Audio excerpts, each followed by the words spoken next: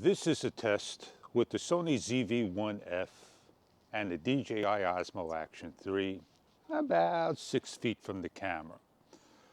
I'm going to walk pretty close to the camera, and normally we would hold our camera like this and vlog about arm's length away, and that's exactly where I am about.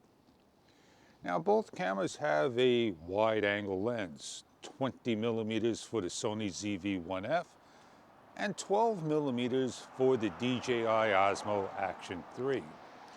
I'm using all of the external audio of a Rode Wireless Go, so you can hear the sound rather than the wind hitting the microphone. I hope this video is an excellent example for you to choose which is the better camera for your needs. Will it be the Sony ZV-1F or the DJI Osmo Action 3?